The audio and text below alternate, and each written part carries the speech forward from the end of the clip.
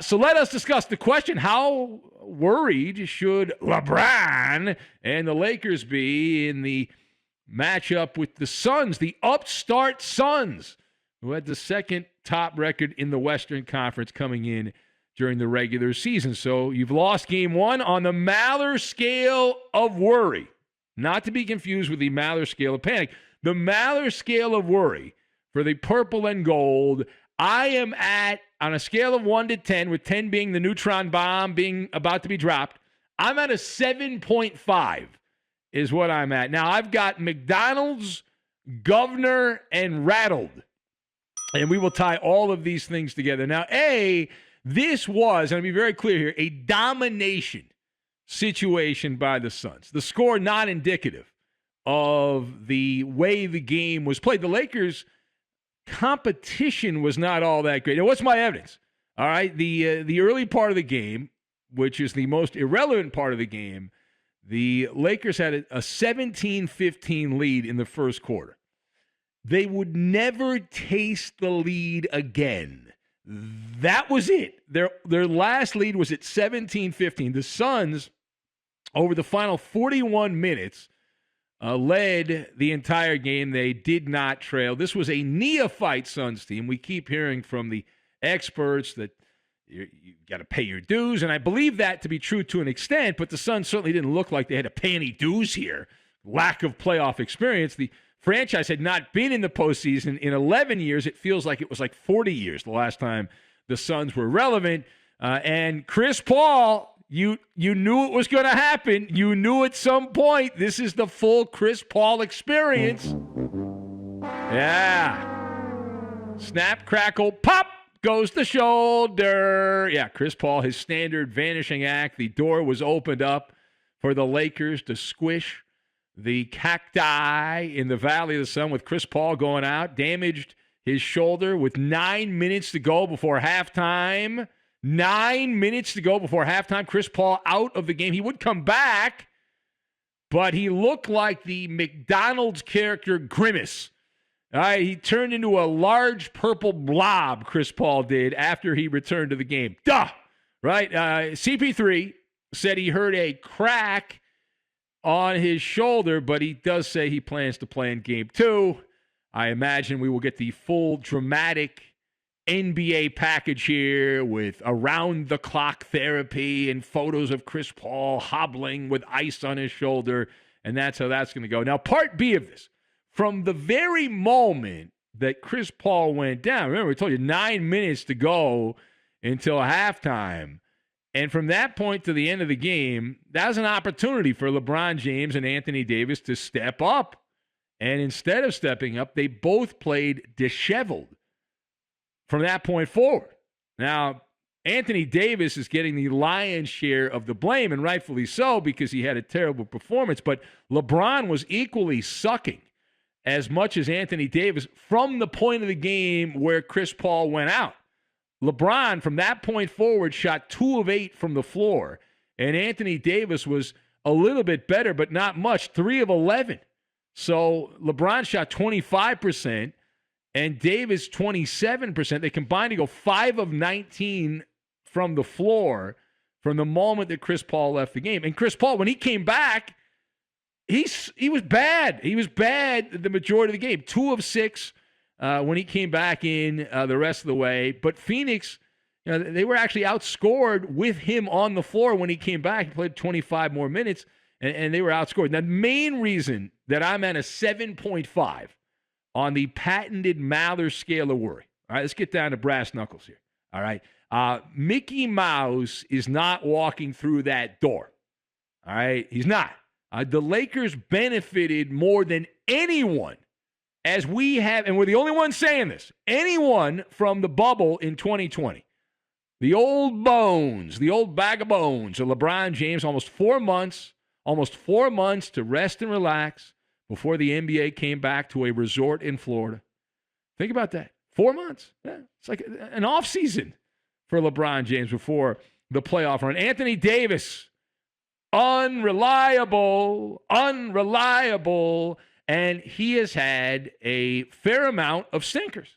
seemed to do very well. Shot the ball very well. In fact, Statistical Anomaly, the statistical nerds will tell you what Anthony Davis did in the playoffs last year. Well, this is more on par with Anthony Davis, a less than ideal situation. Now, you watch out for the law of averages. All right, the law of averages. With every extra game, and the Lakers are guaranteed of having to play at least a 5-game series. We think it'll go longer than that. But with every game, the law of averages plays in here. The higher the chances of a serious injury popping up again for the old geezer LeBron and Anthony Davis. Now, keep in mind that LeBron James should not have been even on the court for game one. The Lakers have already been given a gift by the NBA, and they didn't take advantage of it. LeBron violated the health and safety protocols, which are a bleeping joke for the NBA, because they don't apply to the superstars, and there's a handful of players like LeBron James that can do whatever the hell they want, and the NBA knows it. In fact, we've pointed out before on this show that Adam Silver would be suspended before LeBron James is suspended. That's how the balance of power, the axis of power is in the NBA. But you probably saw this over the weekend. The story came out that days before the playoffs began, LeBron, who likes to brag about how he's the smartest guy in the room, and he always puts his, into the basement and gets ready for the playoffs and all that, and he doesn't let any outside noise affect him. There he was, partying it up with Drake and Michael B. Jordan, the actor, at some swanky event for an overpriced tequila product, which the Lemmings will buy up because LeBron's putting his name on it, and dumb people buy overpriced items because celebrities endorse them. That's why celebrities endorse products and get paid a lot of money for it. But LeBron didn't even get really a public rebuke. Adam Silver and the powers that be are beholden to King James. And we know LeBron likes to dabble in politics. Well, on this one, the fact that LeBron violated the NBA's guidelines, and there he is. He's like the governor, right? He's the governor of the state of California, Gavin Newsom, who we hope gets impeached, kicked out of office in California. That's not a compliment, by the way. It's the old rules for thee, but not for me. And did LeBron have that tequila party? Was that at the French Laundry with Drake and Michael B. Jordan? I don't know about that. Now, the last word here. All right, so there was a bit of controversy after game one, which I got a kick out of because it was another embarrassing moment for the once proud Laker franchise. And one of the great tag-along coaches of all time, Frank Vogel, right? Guy sucked out loud in Orlando.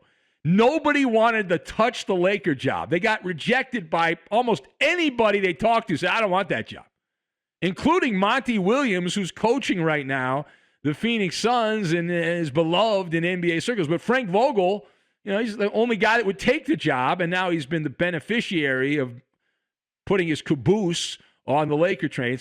But he had a meltdown afterwards. And what was Frank Vogel upset about? I'll tell you. Frank Vogel was upset, the coach of the Lakers, with CP3. The play, if you watch the game, you know what I'm talking about. Let me give you the truncated recap here. There was a play with LeBron. It happened with 3 minutes off the clock. It's about 3 minutes into the fourth quarter. All right, game one, 3 minutes in or so, fourth quarter. LeBron is at the charity stripe there, and upon jumping and attempting to secure a rebound, he had missed a foul shot. Chris Paul sprinted up from behind and attempted to box out LeBron James, who then LeBron collapsed awkwardly like he had been shot by a sniper from the upper deck, and he fell down to the hardwood. You thought maybe he had died. Maybe he had died, LeBron, the way that he reacted. On cue, he began flopping around the court while holding on to his shoulder. Oh, I'm a dying fish. I'm a dying fish. No, you're LeBron James. Okay, and Frank Vogel accused Chris Paul of a dirty play on that and said he was overly aggressive. It was an overly aggressive box out. Can you believe this? These are all adults, aren't they? Football player. Yeah. Said it was a dangerous play, Frank Vogel. So I thought, well, this seems a little out of sorts. Let me go back and watch it. And thanks to the internet, you can watch it over and over again.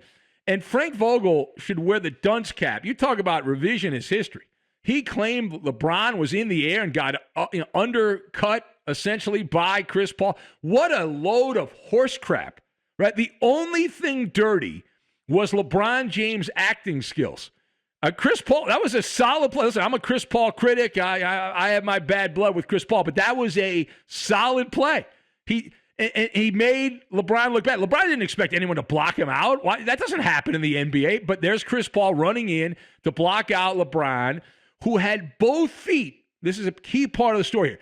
Both feet were planted firmly on the ground when Chris Paul came over. It was only after Chris Paul came over, made a little bit of contact with LeBron, he then attempted to impress not only the officials but also the Academy voters with a thespian performance of the ages, right? And that showed the reaction of Frank Vogel.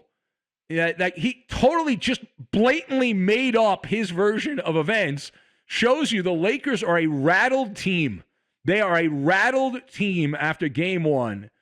They are now fabricating things that did not actually happen to be offended about and outraged about. Dangerous play, overly aggressive box out. None of that is true. None of that is true in any way. You know what is true? LeBron James looked old and slow again. He did. LeBron looked old and slow. Anthony Davis looked uninterested and like he had something going on with him as well. And that's your Lakers? That's your Lakers in a nutshell.